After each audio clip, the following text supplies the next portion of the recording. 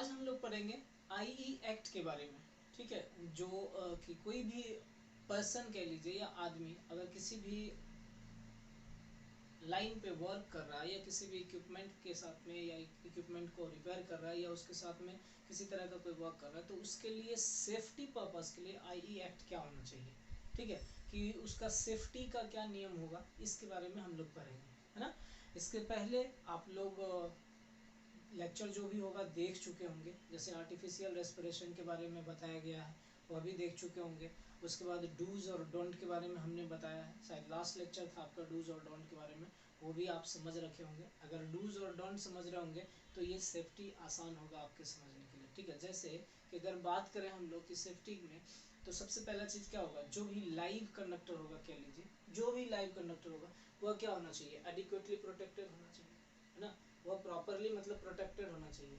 अब मान लीजिए कि कोई भी आदमी जो है पोल पे चढ़ रहा है, ठीक है, मान लेते हैं ऐसा कि कोई पोल पे चढ़ रहा है, तो पोल पे चढ़ने के दौरान क्या होगा, सारा सेफ्टी इक्विपमेंट उसके पास होना चाहिए। जैसे कि ग्लव्स लगा होना चाहिए उसके हैंड में, ताकि ग्रिप बने, पोल पे चढ़ते टाइम में ग्रिप बने। उसके बाद सेफ्टी बेल्ट कह सकते हैं, सेफ्टी बेल्ट उसके कमर में होना चाहिए, हेलमेट होना चाहिए। ये सब क्या होना, मतलब जब कोई भी आदमी चढ़ रहा होगा पोल पे या टावर पे, तो ये सब होना चाहिए, समझे बात को।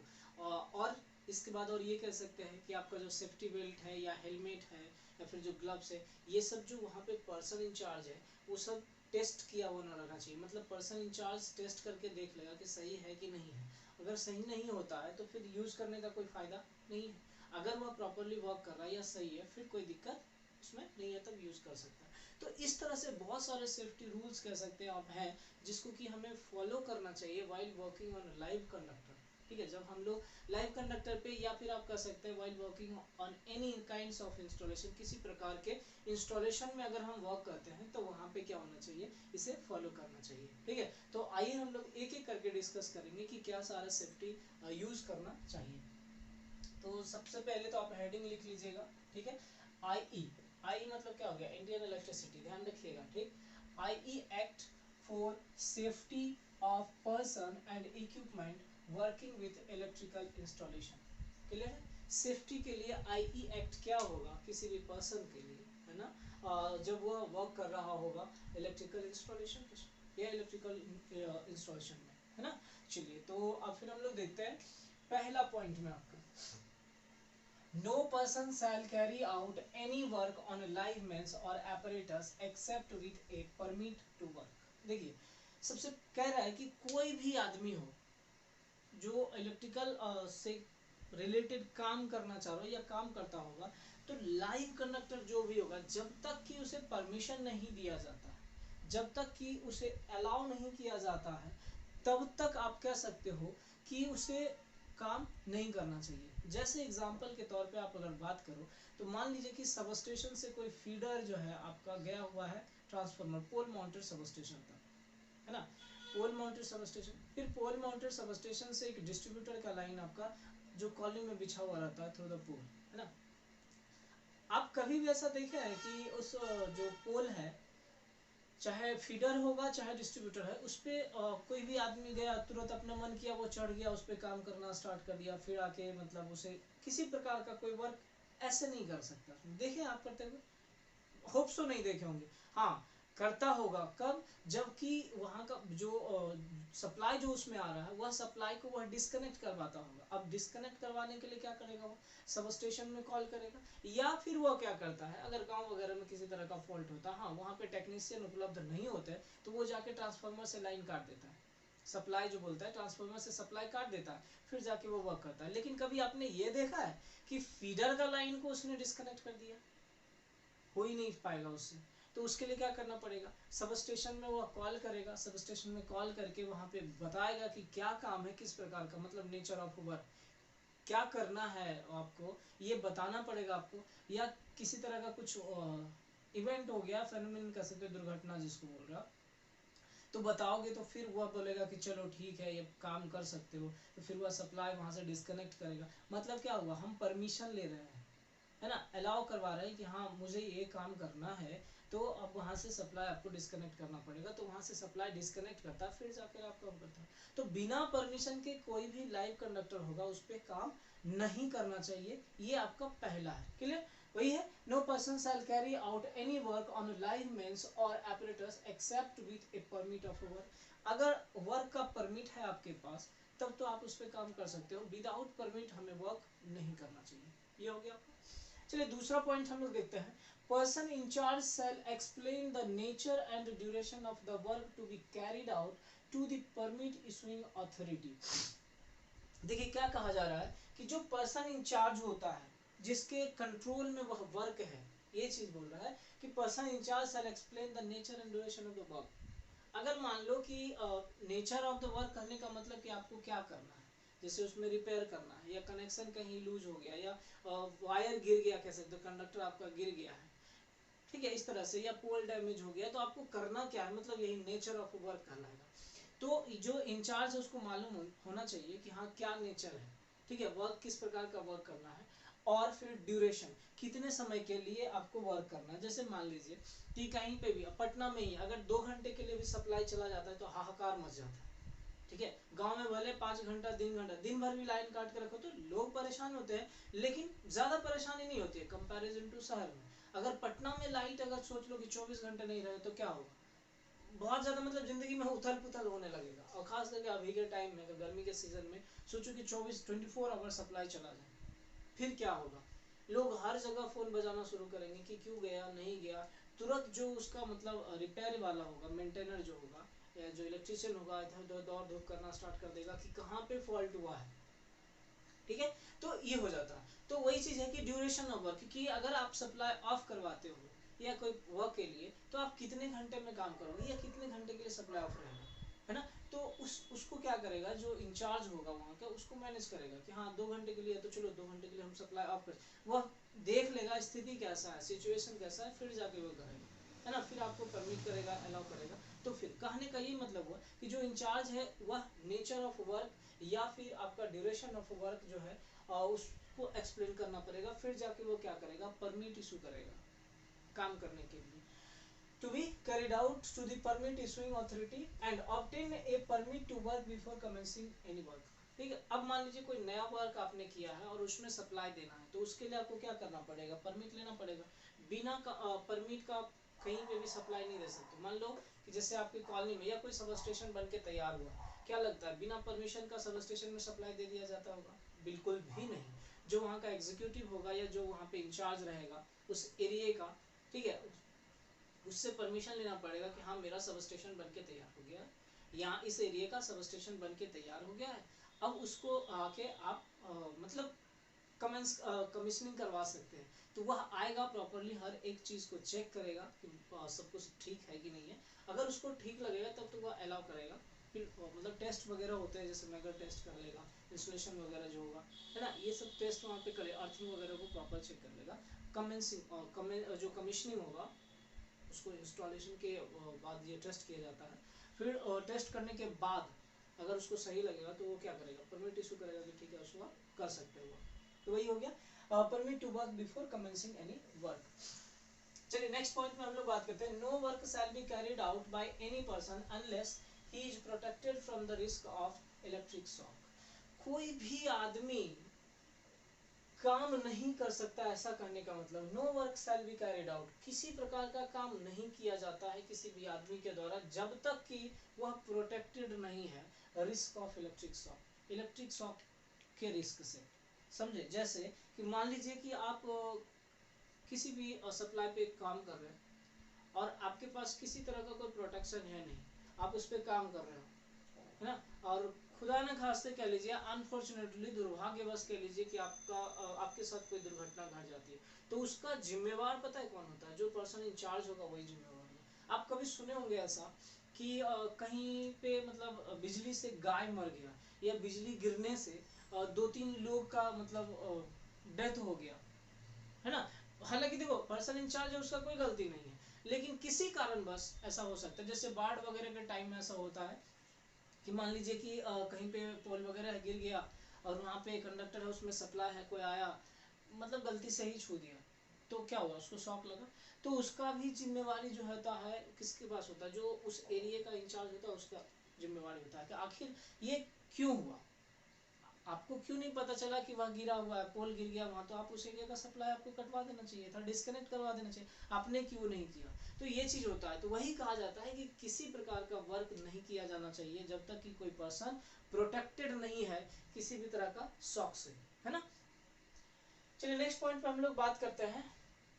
When a person is working on a live means, he shall always be accompanied by a second person who shall capable to provide first and artificial respiration। ध्यान दीजिएगा कि मान लीजिए किसी प्रकार का कोई आदमी काम कर रहा है, ठीक है, तो उसके साथ में कभी भी आप ध्यान दीजिएगा कि कोई इलेक्ट्रिशियन भी आपके एरिया में काम करने आता है या कोई मतलब किसी तरह का फॉल्ट सही करने आता है, तो वह अकेले नहीं आता है, वो जब भी आएगा 2 आदमी के साथ आएगा। रीजन समझिएगा कि अगर मान लेते हैं कि सप्लाई के ऊपर वर्क करने के दौरान में किसी एक के साथ कोई किसी प्रकार का अनहोनी हो जाता है या एक्सीडेंट हो जाता है, तो भाई उसको बचाने के लिए भी तो कोई होना चाहिए, उसको बचाने के लिए भी तो क्या कोई होना चाहिए कि अगर मान लो शॉक लगता है वह नीचे गिर गया तो उसको कोई फर्स्ट एड दे सके या आर्टिफिशियल रेस्पिरेशन दे सके according to requirement.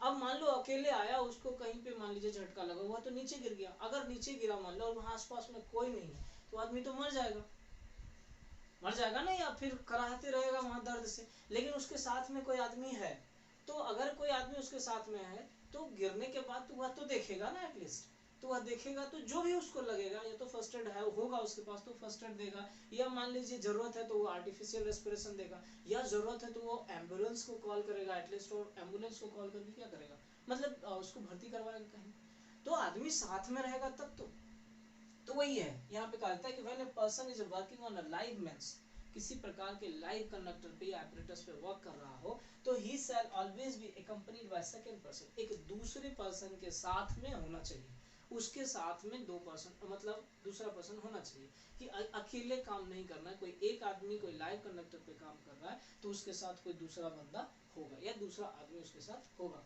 Who shall capable to provide first aid and artificial respiration. अब जो दूसरा बंदा होगा वह कैपेबल होना चाहिए ताकि उसको फर्स्ट एड दे सके, आर्टिफिशियल रेस्पिरेशन दे सके रिक्वायरमेंट के हिसाब से, हो गया।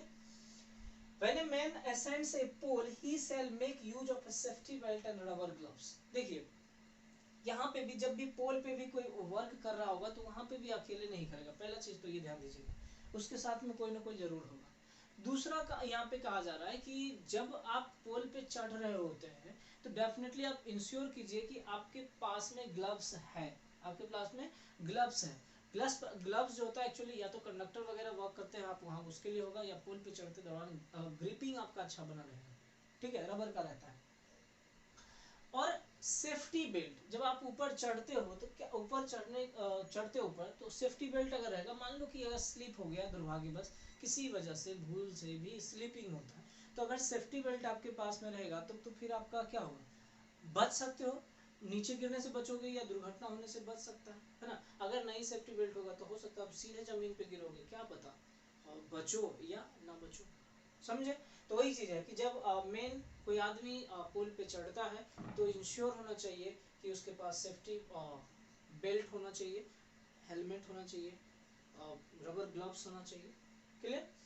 नेक्स्ट देखिए, the person in charge shall examine the safety equipment before use of a workman. देखिए जब आप ये जो वर्कमैन जो वर्क कर रहा होगा, जो आदमी वर्क करेगा, तो उसको इशू किया जाता है, सेफ्टी बेल्ट दिया जाता है या ग्लव्स दिया जाता है, हेलमेट दिया जाता है, तो जो पर्सन इन चार्ज होगा वो उसको चेक कर लेगा, टेस्ट कर लेगा कि हाँ सही है कि नहीं है, मतलब जो है आपको कहीं ऐसा तो नहीं कि बेल्ट दिए कहीं टूटा हुआ बेल्ट है ना, खसका हुआ बेल्ट है, मान लीजिए बेल्ट लगा के आपको तो लग रहा है कि बेल्ट लगा गए और क्या पता आप चढ़े कुछ हुआ दुर्घटना, आप गिरे तो मतलब वो बेल्ट आपका सपोर्ट ही नहीं दे रहा, ग्लव्स आपका फटा हुआ है, आप चढ़े कोई मतलब ही नहीं रह गया, ग्लव्स का इंसुलेट ही नहीं कर पा रहा, तो कोई मतलब नहीं रहा।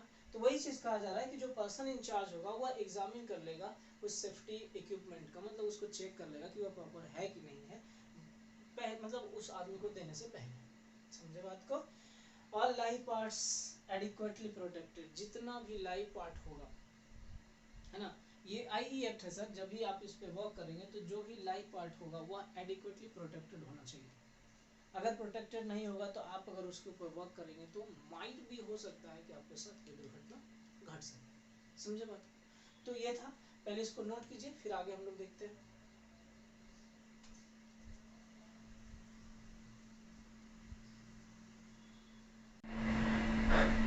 नोट कर लीजिए इसे, है ना। फिर हम लोग देखते हैं अगला पॉइंट। देखिए कि नेक्स्ट पॉइंट क्या है।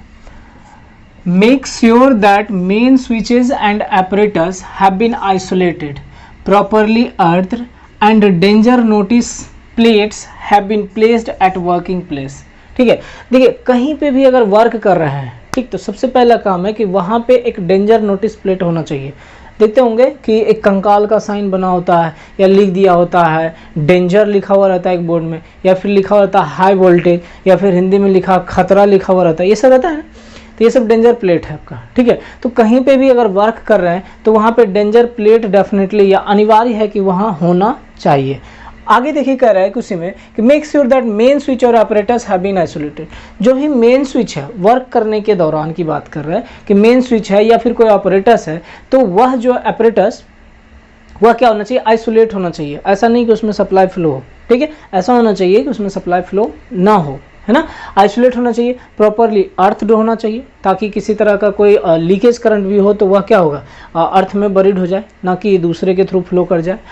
And danger notice plate have been placed. Clear है यहाँ पे। नेक्स्ट पॉइंट में देखिए, all accidents shall be reported to the authorised authorities. तो अगर कोई भी साइट पे वर्क चल रहा है और वहाँ पे किसी प्रकार का अगर एक्सीडेंट होता है तो वह एक्सीडेंट को जो ऑथराइज्ड पर्सन है या जो अथॉरिटी कह सकते हो उसे मतलब इन्फॉर्मेशन देना होगा कि हाँ यहाँ पे एक्सीडेंट हुआ, क्या सारा चीज़ डैमेज हुआ, क्या क्या वहाँ पे घटा है, सब कुछ क्या होना चाहिए, रिपोर्ट करना चाहिए किसे, जो पर्सन इंचार्ज है या जो अथॉरिटी है। In the event of a serious accident, serious accident अगर हो जाता है तो सीरियस एक्सीडेंट मतलब डेड कह सकते हो कि आदमी को शॉक लगा और वह मर गया, ऐसा हो गया सीरियस एक्सीडेंट। ठीक है, serious accident, the person in charge shell gate A doctor on site and dead body should not removed without the permission of a police.